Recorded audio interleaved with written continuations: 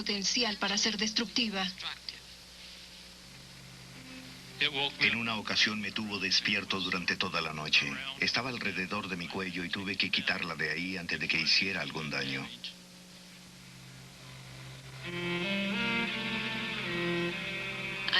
Levanté a mi pobre gato.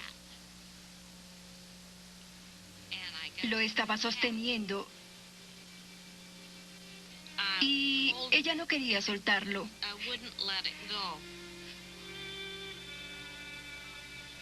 Es como estar consciente de que algo no está bien.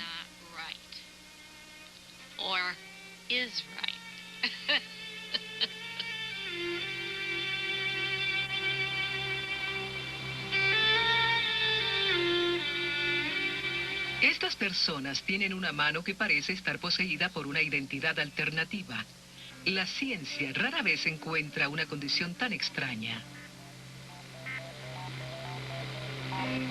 Se llama el síndrome de la mano extraña.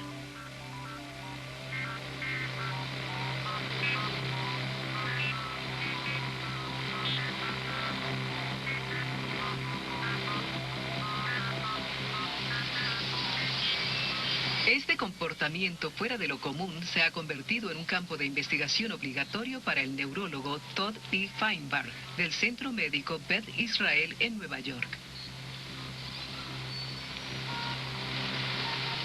Cuando escuché por primera vez acerca del síndrome de la mano extraña, estaba fascinado. Era inusual, incluso algo extraño. Pero pensé que quizás a través del estudio de esta irregularidad, podríamos aprender algo acerca de cómo la mente por un lado y el cerebro por el otro interactúan y trabajan juntos. El síndrome de la mano extraña es una enfermedad en la cual una mano, ya sea la izquierda o la derecha, actúa de forma tal que el paciente la siente fuera de control. Así, por ejemplo, la mano izquierda hace cosas que el paciente mismo cree que no está haciendo. Acciones que son contrarias o que van en contra de las acciones conscientes del paciente. Por ejemplo, el hecho de que la mano tome una taza, utilice un lápiz o incluso llegue a atacar al paciente de tal manera que éste la siente totalmente fuera de su control. Por eso se llama la mano extraña. Porque las acciones que realiza son discordes a lo que el paciente quiere hacer. Algunas veces me grito a mí misma. Otras, si miro mi mano derecha y veo lo que está haciendo, entonces ella deja de hacerlo. Se está comportando mal ahora.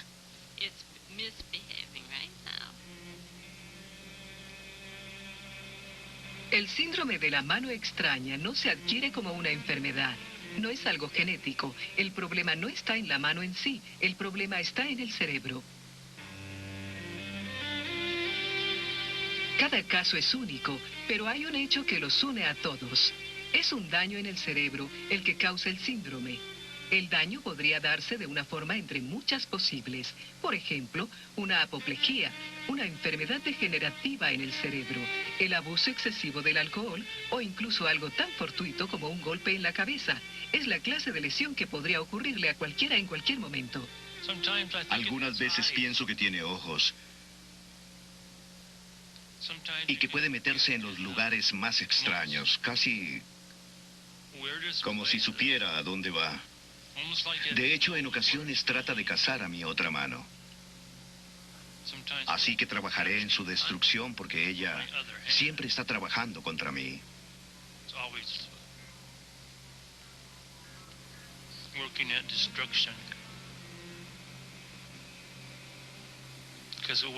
Una vez me encontraba en la casa de un amigo y de repente sus perros saltaron sobre la camioneta.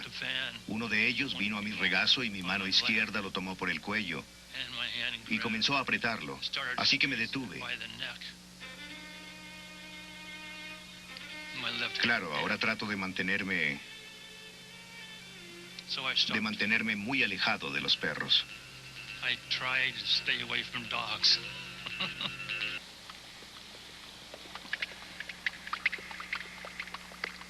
Explicar esta enfermedad es difícil debido a un factor definitivo. No entendemos totalmente por qué ocurre.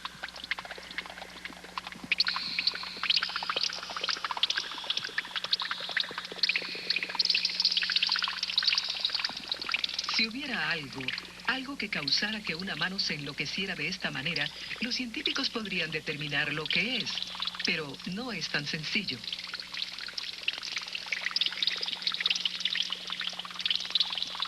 Surge de una serie de malos funcionamientos en ese órgano tan complejo, el cerebro.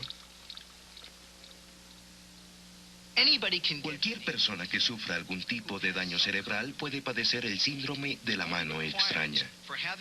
Lo único que se requiere para padecerlo es sufrir una apoplejía o algún tipo de daño cerebral o haber pasado por alguna cirugía en el cerebro. En algún lugar muy adentro de esta masa de tejido está la clave de esta extraña irregularidad. ¿Pero dónde? La búsqueda de una respuesta comenzó hace cerca de un siglo con una mujer que vivía temerosa de los ataques noche tras noche.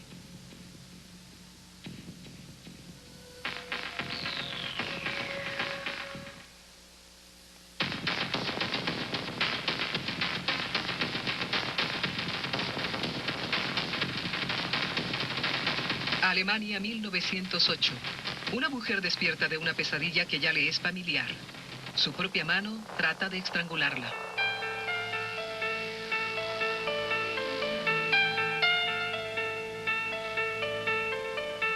Confundida y asustada por sus experiencias, decide visitar al neurólogo Kurt Goldstein. Ella está al borde de la desesperación. En un comienzo, Goldstein no le encuentra sentido a su historia. Ella le dice que su propia mano izquierda intenta asesinarla.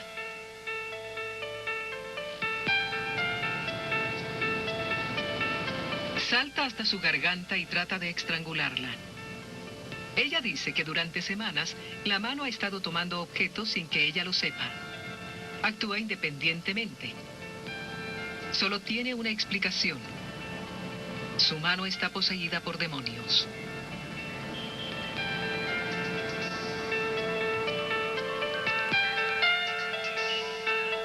Goldstein está fascinado por lo que escucha. No sabe si puede ayudar a la mujer, pero hace un estudio cuidadoso de su enfermedad.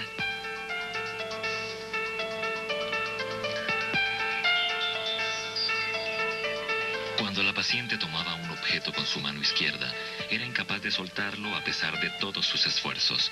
La mano tenía que ser retirada por la fuerza. De forma similar, ocasionalmente tomaba el cobertor de la cama y lo destrozaba sin querer hacerlo. En una ocasión, la mano la tomó por el cuello con tal fuerza que casi se estrangula.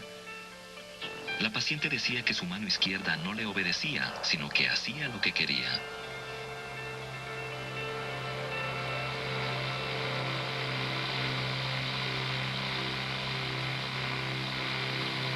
Aparentemente, la mano de la mujer parecía tener voluntad propia, una voluntad malévola.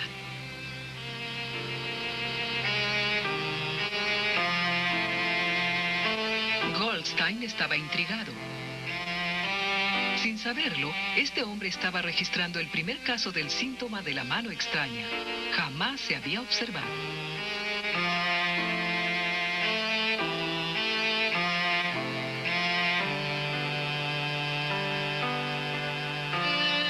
Aunque Goldstein podía especular al respecto con base en sus conocimientos, no podía probar nada.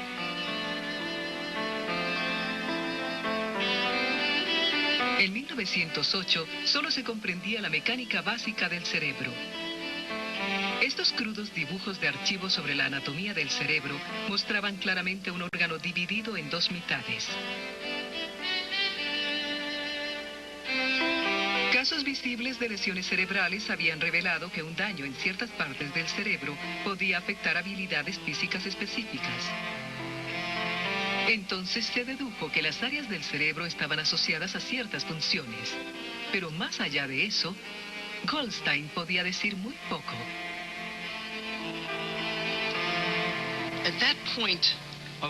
En ese punto de nuestro conocimiento, nosotros no sabíamos como ahora que los dos hemisferios del cerebro podían funcionar independientemente. Así que cuando él observó estos comportamientos, no se daba cuenta de que la mano extraña podía ser una posibilidad.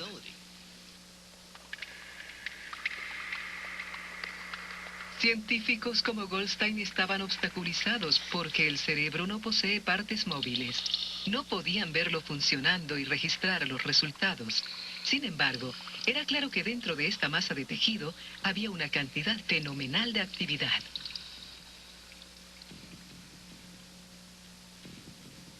El cerebro opera mediante impulsos eléctricos que son invisibles para el ojo humano. Estas células cerebrales muestran un sinnúmero de caminos neurales que de hecho convierten al cerebro en una masa de circuitos eléctricos. Es un sistema de una complejidad impresionante. El cerebro es inmensamente complejo. Es probablemente lo más complejo que existe en la Tierra. Así como hay estrellas en el universo, existen innumerables conexiones entre las neuronas llamadas sinapsis. Debido a todas estas conexiones y a la variedad de formas en las cuales pueden trabajar juntas, el cerebro es inmensamente complejo.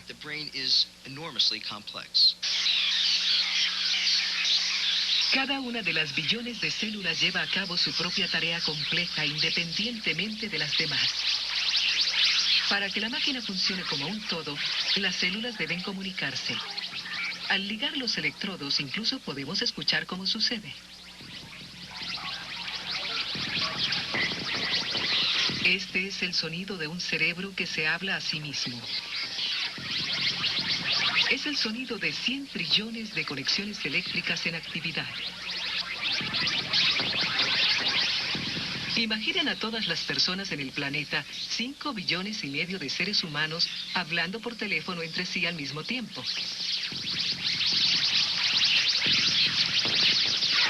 Ahora imaginen que cada persona está hablando por 18 teléfonos simultáneamente y usted se está acercando.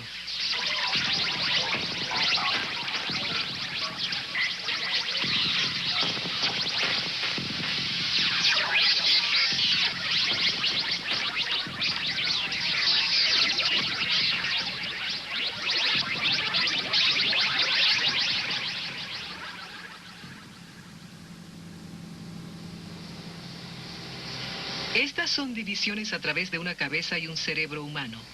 Justo en el centro es donde estas líneas de comunicación se agrupan, dando lugar a un enorme intercambio neural. Se llama el cuerpo calloso. Por mucho tiempo se pensó que esta masa no imponente carecía de función real. Hace tan solo 50 años se pensaba que era algo puramente estructural. Se sugirió que no hacía otra cosa distinta a sostener en posición correcta las dos mitades del cerebro y evitar que chocaran. Pero algunos no estaban satisfechos con esta respuesta. En proporción al resto del cerebro, el cuerpo calloso ocupa un gran espacio. ¿Podría ser realmente que algo tan grande, parte de algo tan complejo, tuviera una función tan insignificante? En la década de 1950, dos científicos que trabajaban en dos proyectos diferentes y que buscaban cosas diferentes se reunirían inesperadamente.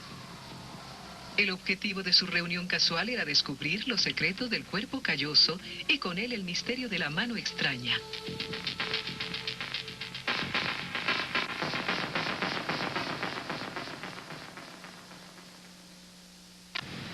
Una pista para resolver el misterio de la mano extraña se descubriría en aquel momento y estaba dentro del cuerpo calloso.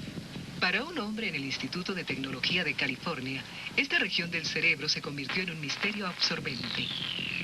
Roger Sperry no emprendió su búsqueda para resolver el misterio de la mano extraña, pero su trabajo sobre el cuerpo calloso descifraría el caso. Su trabajo fue inspirado por la creencia de que el cuerpo calloso jugaba un papel clave en el sistema de comunicación del cerebro, pero debía probarlo.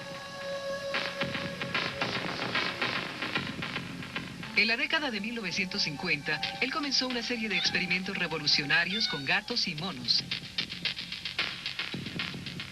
Realizando una cirugía, cortó el cuerpo calloso de los animales, separando en dos el cerebro. Luego esperó los resultados. ¿Qué funciones serían afectadas? ¿Sería el movimiento, el equilibrio, los patrones del sueño? En un principio, los resultados parecían confirmar lo que se pensaba entonces, es decir, que el cuerpo calloso sostenía los dos hemisferios del cerebro en su lugar. Los animales parecían no haber sido afectados. En el laboratorio, sin embargo, experimentos especiales revelaron otra historia. Los monos con el cuerpo calloso cortado mostraban claramente que los dos lados de su cerebro ya no lograban coordinar las dos partes de sus cuerpos. El diseño del sistema nervioso comprende dos mitades. Para que el lado izquierdo del cerebro controle la parte derecha de nuestro cuerpo y la mitad derecha del cerebro controle la parte izquierda de nuestro cuerpo.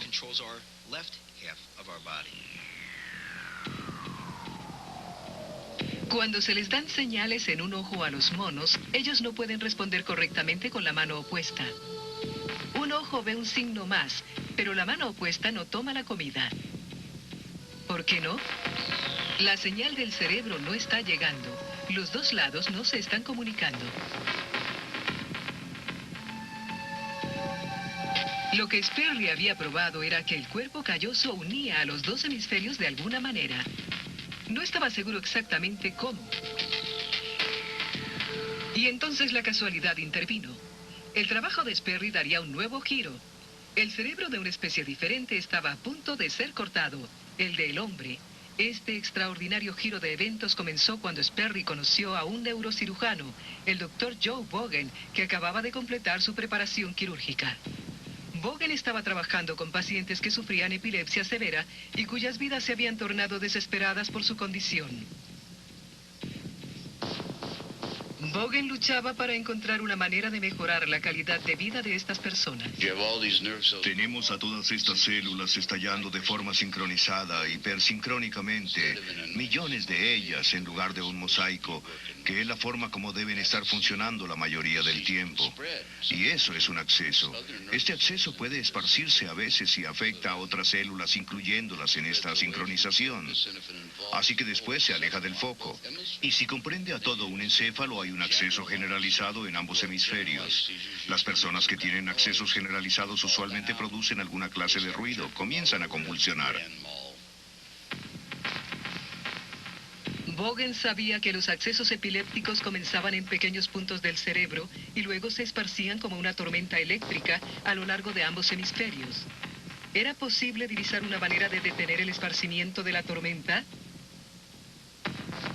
Bogen, el único con 29 años, presentó un plan para hacer esto. La idea, por supuesto, era que si un acceso comienza en un hemisferio y se corta la conexión entre ellos, el acceso no puede esparcirse y tomar ambos hemisferios. De esta manera, la gente no se caería cada vez que sufriera un acceso. Era claro que el cuerpo calloso era la unión entre los dos hemisferios. Bogen tendría que cortar esta unión. Los riesgos eran altos.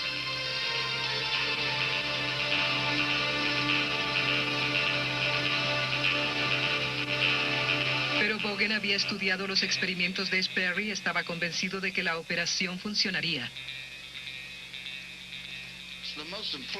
Lo más importante acerca de cortar el cuerpo calloso era ver a los gatos y a los monos con el cerebro dividido. Como es obvio, estaban en muy buena forma. Quiero decir que aquí teníamos monos. Su cuerpo calloso está completamente cortado. Es a eso a lo que me refiero cuando hablo de un cuerpo completamente dividido. Así que ahora los hemisferios ya no se comunican directamente y los monos están realizando estos complicados experimentos psicológicos. Parecía ser algo suficientemente seguro.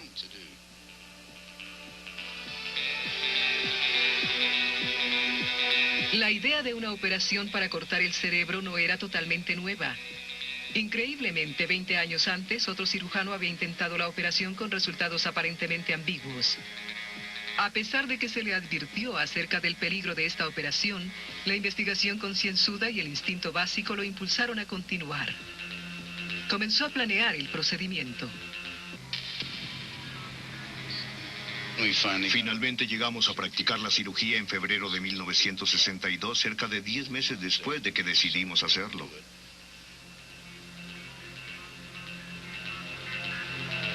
En total operó a 10 pacientes. Las operaciones comenzaron a conocerse como la serie de California. Volaba en el rostro de la opinión médica corriente. Era un movimiento atrevido.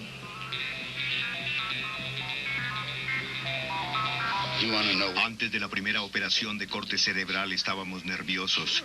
Es decir, la primera vez que uno hace algo está nervioso. De hecho, no solo la primera vez. Uno sabe muchas cosas que ha hecho 100 veces y aún se siente nervioso.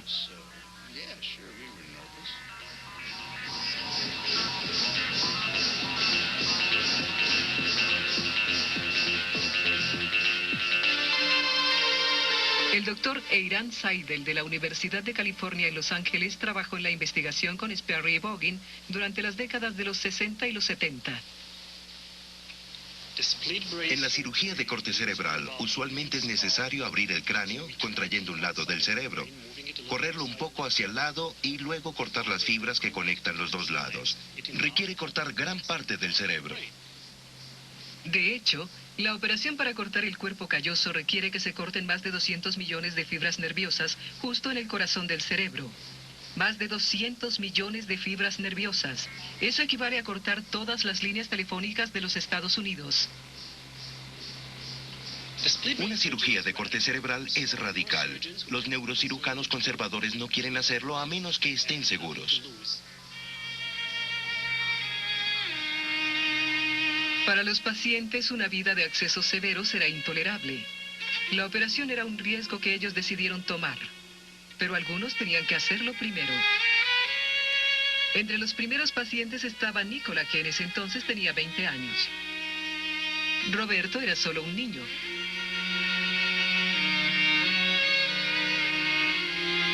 Walter sufría accesos desde que recibió un golpe en la cabeza.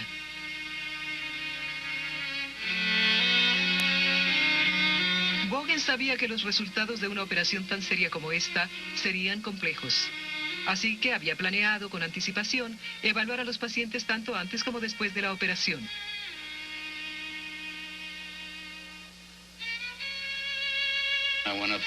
Fui a donde Sperry en el Instituto Tecnológico de California y le dije, ahora vamos a hacer esto.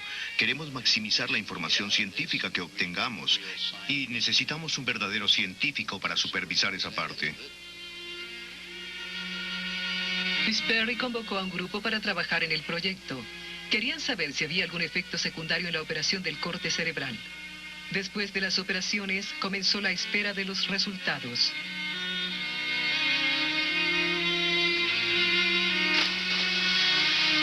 Los resultados iniciales eran prometedores.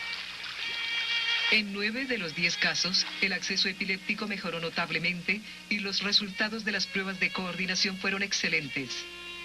La operación del corte cerebral había detenido la tormenta eléctrica que consumía a todo el cerebro. ¿Pero qué más había hecho? ¿Estaban Boggin y Sperry a punto de descubrir los profundos secretos del cuerpo calloso y del síndrome de la mano extraña?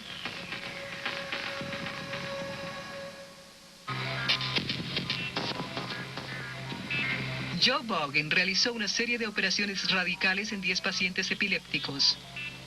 Cortó el cerebro humano y al hacerlo descubrió, sin saberlo, las raíces del síndrome de la mano extraña. Cuando los pacientes comenzaron a reintegrarse al mundo sin su cuerpo calloso, el equipo de California notó algo muy extraño.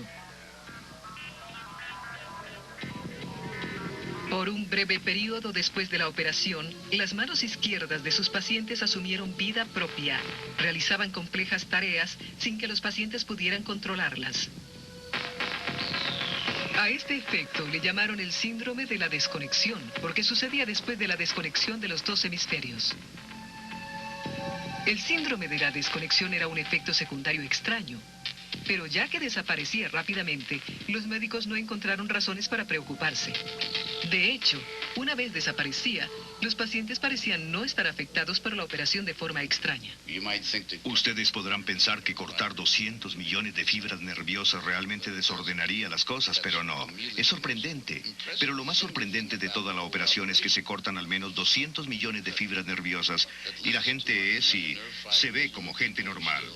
Yo le llamo aspecto social ordinario. Cuando uno se encuentra un paciente con el cerebro dividido, realmente no puede diferenciarlo de una persona normal. Pruebas de laboratorio determinan si hay algo inusual.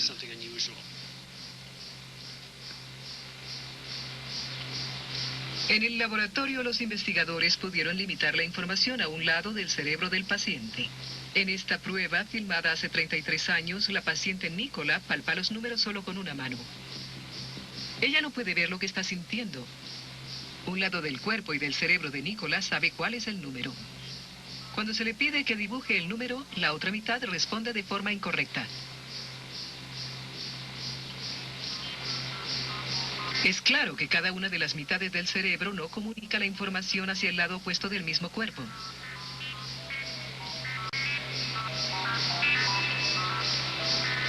Literalmente, la mano izquierda de Nicola no sabía lo que su mano derecha estaba haciendo. Otras pruebas de cerebro dividido se confiaron al hecho de que la habilidad humana para procesar el habla usualmente se encuentra en su totalidad en el hemisferio izquierdo del cerebro. Limitar la información al hemisferio derecho únicamente significaba que los pacientes no podían expresar lo que veían. Hay demostraciones dramáticas de la división del cerebro que muestran que un lado reacciona emocionalmente y el otro lado no sabe por qué. En una ocasión pasamos rápidamente una fotografía de una mujer desnuda por el campo visual de la mitad izquierda en el hemisferio derecho de esta paciente con cerebro dividido. Se ruborizó, no sabía por qué. Al preguntarle por qué estaba tan apenada, ella contestó que no tenía idea. Asegúrate de que no puedas ver. Saca la mano, voy a poner algo en ella. Bien. Con la mano izquierda. 35 años después, Joe Bogen continuó haciendo experimentos con Nicola. Vendándole los ojos y colocando un objeto en su mano izquierda, limita su conocimiento del objeto al lado derecho del cerebro. ¿Es ¿Qué? un tornillo? ¿Qué era? Intenta con la otra mano. Cielos.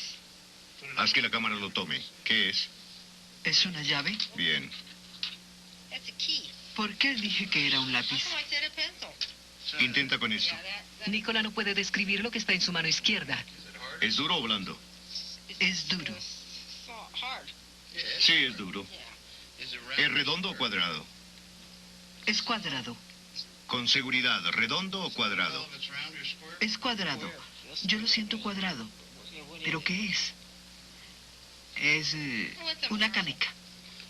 Tratemos con otra cosa, un poco más dura. Intenta con esto. Sí. Estas pruebas muestran claramente que los dos lados del cerebro de Nicola no pueden comunicarse. No puedo, es... ¿Puedes abrirlo y cerrarlo? Sí, un zumbido. Ahora ciérralo. Lo tienes abierto. Aquí está. ¿Dónde está? El equipo de California probó que la comunicación entre los dos hemisferios del cerebro se realiza a través del cuerpo calloso. Esa es la función del cuerpo calloso. Es la superautopista neural. No puede ser una botella. Ponla en la otra mano. Dinos qué es. Un gancho de seguridad. ¿Por qué dije que era una botella? No lo sé. Parecía. Pero quizás quieres una botella. En los pacientes de la serie de California, esa autopista había sido interrumpida. A pesar de que parecían completamente normales, las dos mitades de su cerebro no podían comunicarse mutuamente. Eso explica por qué tenían problemas con la derecha y la izquierda. Pero estos experimentos sobre la desconexión estaban a punto de conectarse con otro estudio científico que se realizaba al otro lado del Atlántico. Joe Bogen leyó un escrito médico francés que detallaba una misteriosa enfermedad. Describía a un paciente cuya mano era de alguna forma independiente del resto de su cuerpo. El escrito le llamaba Le Man étranger. Bogen reconoció inmediatamente esto como una manifestación del desorden que había visto en sus pacientes. Tanto en sus operaciones como en el caso francés, los pacientes negaban que la mano les perteneciera.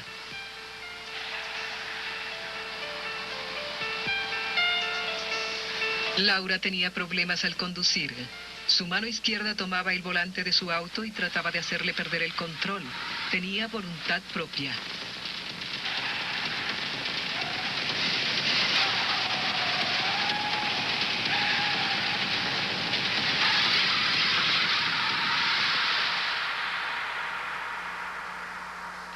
Su caso obviamente tenía algo que ver con el cuerpo calloso. ¿Podría ser este el desorden descrito en el escrito francés? Una de las cosas que se describió fue lo que llamaban le man étranger. La pregunta es cómo traducir eso del francés al español. Así que cuando escribí un capítulo para algunas personas en un libro que salió en 1975, lo traduje como la mano extraña. Cuando miro hacia atrás, ahora pienso que debería llamarse la mano autónoma, porque en realidad se comporta de una forma autónoma.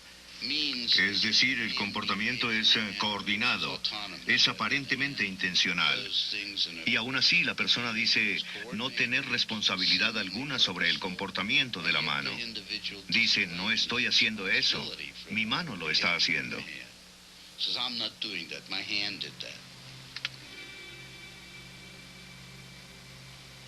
La mano extraña era una variante del síndrome de desconexión. La clave era el cuerpo calloso.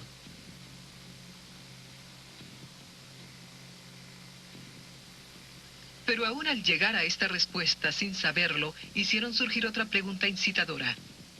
Un cerebro dividido significaba dos hemisferios independientes. ¿Pero quería esto decir que había dos personalidades diferentes?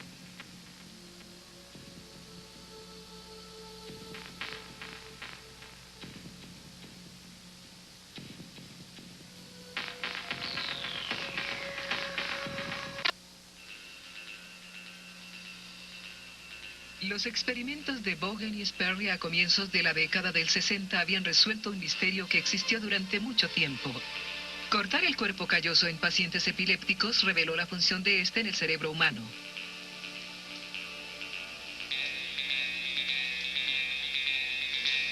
Pero este trabajo los llevaría más lejos de lo que habían pensado. Pacientes que no podían determinar cuál era el objeto que sostenían en una mano era una cosa. Pero una mano que parecía tener voluntad propia era otra muy diferente. Entender lo que podría ser era llevar a la neurología más allá de los dominios convencionales de la ciencia.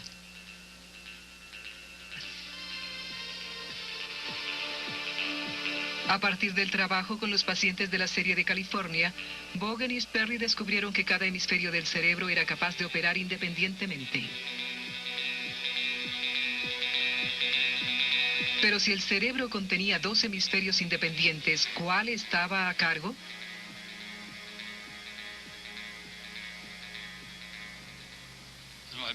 Mi mano izquierda trata de impedirme hacer algo.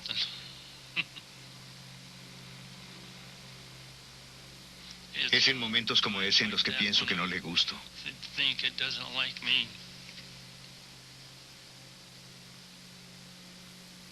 Debe ser el niño en su interior.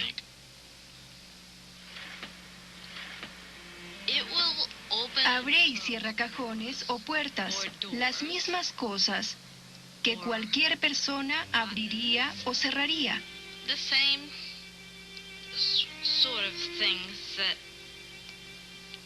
Simplemente se oponen entre sí.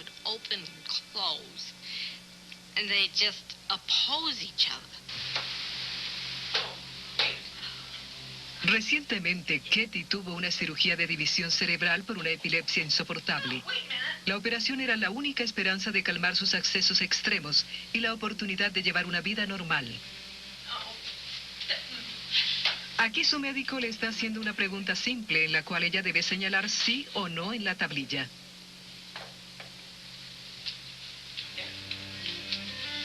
¿Cuál está señalando? Sí. Creo que tenemos un conflicto de opiniones. No, sí. Sí. En casos como el de Katie, esta batalla constante por el control puede hacer que responder la pregunta más sencilla sea una tarea imposible de realizar. Bien. Esa mano señala a esa. Tú estás confundida. Sí.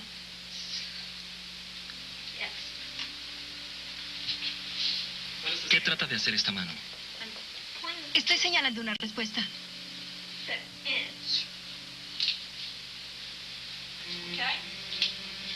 Estás cubriendo una respuesta.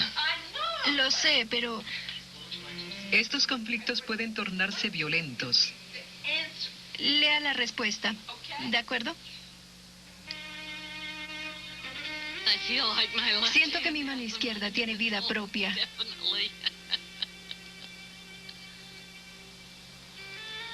Pero ¿qué nos dice esto acerca de nuestras identidades? ¿Acerca de quiénes somos? Siempre nos interesamos por saber cómo interactúan la mente y el cerebro, cómo operan juntos, cómo el cerebro hace a la mente y la mente es creada por el cerebro. Cuando vimos pacientes con la mano extraña, nos fascinamos por la idea de que la mente pudiera estar dividida en dos porciones, que el hemisferio izquierdo y el derecho pudieran realmente no estar trabajando juntos y que pudiera haber dos mentes en un solo cráneo.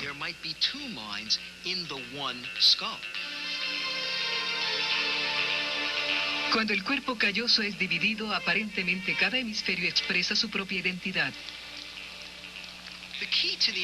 La clave de la mano extraña es la noción de que se pueden tener dos conciencias en el mismo individuo. Se entiende que al cortar el cuerpo calloso, dividir el cerebro, se divide potencialmente la mente. Dos identidades en un cerebro.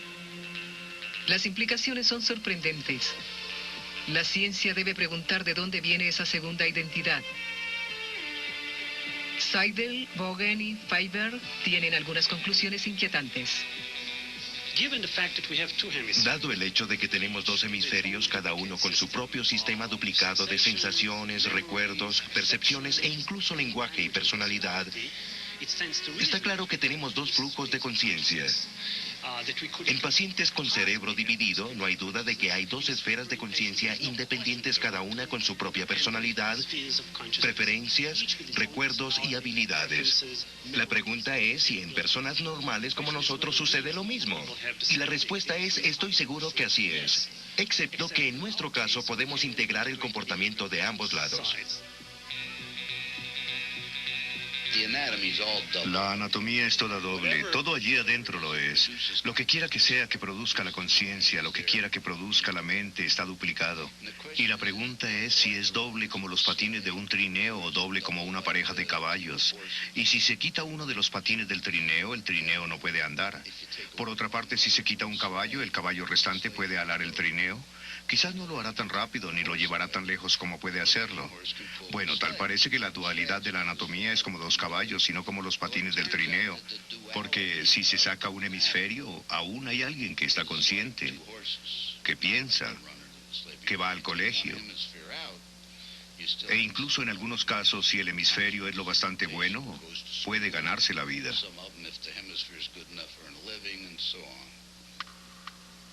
¿Entonces somos más que una identidad? Aún sin daño alguno en el cuerpo calloso, Bogen dice que todos experimentamos momentos en los cuales otra identidad se expresa. Esta es la mejor manera que conozco para darnos cuenta de que hay otra persona adentro en algunas ocasiones. La mayoría de las personas de repente se dan cuenta que han estado cantando los últimos 5 minutos. Usted está trabajando en algo y está cantando. Y no sabía que estaba cantando durante los últimos 5 minutos. ¿Quién cantaba? Usted no le estaba cantando a nadie más. Pero ¿qué parte de mí le está cantando al resto? ¿Por qué? Si puede responder a eso, podrá aprender más sobre sí mismo.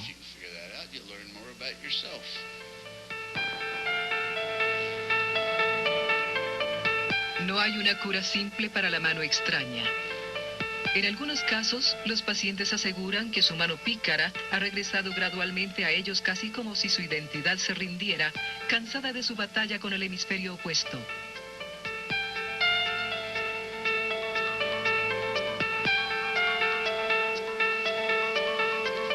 Pero en algunos casos no es así. Para Larry y para Donna, vivir con lo impredecible de su síndrome de la mano extraña es preferible que adaptarse a los extremos de la epilepsia. Han aprendido a estar de acuerdo con ella en sus vidas. Finalmente he llegado a un punto en el que he decidido que tendré que vivir así el resto de mi vida. No siento que esto sea diabólico, pero siento que puede llegar a ser destructivo. Siempre temo lastimar a mis gatos. Tengo 3 gatos y me aterroriza lastimarlos.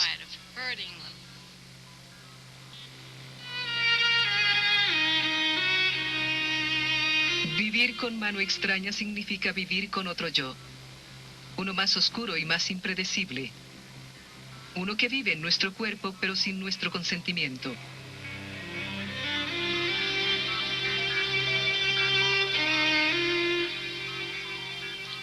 Se torna salvaje cuando trato de controlarla. Mientras más intento controlarla, más salvaje se vuelve. Hace lo que quiere cuando quiere y como quiere. Irónicamente, esta extraña enfermedad, tan difícil de sobrellevar para los pacientes, tan difícil de comprender para la ciencia, nos ha dado también una fascinante visión interior de la mente. La mano extraña nos ha enseñado, y continúa haciéndolo, nuevos aspectos acerca de la forma como funciona el cerebro, cómo funciona la mente y cómo interactúan mutuamente. Si lo que la mano extraña sugiere es cierto, entonces no somos solo una identidad, sino una mezcla de dos o más, cada una luchando por expresarse. Un misterio que comenzó en la mano, nos condujo al cerebro y desde allí justo al centro del cerebro, el cuerpo calloso. Ahora la búsqueda de una respuesta es aún más profunda. La ciencia está en busca de la mente. Los filósofos, psiquiatras y neurólogos miran hacia lo mismo, la base biológica de la conciencia. Quieren saber de qué manera el cerebro, que es algo hecho de material orgánico, produce la mente o incluso el alma. Algo que realmente no es material. Y buscan comprender cómo ambas cosas se unen. Y el síndrome de la mano extraña es uno de esos casos inusuales que nos brinda una ventana para mirar hacia el cerebro y ver cómo éste y la mente van juntos.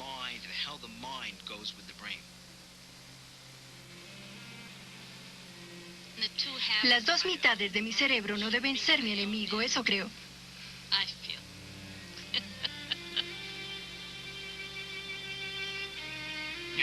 Ha cambiado mi vida por completo.